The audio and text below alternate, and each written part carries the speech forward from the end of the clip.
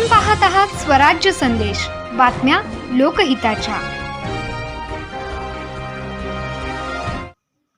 पाहूया तुळजापूर येथील breaking news. Tuljapur येथे भीषण स्फोट, शहरात भीतीचे वातावरण।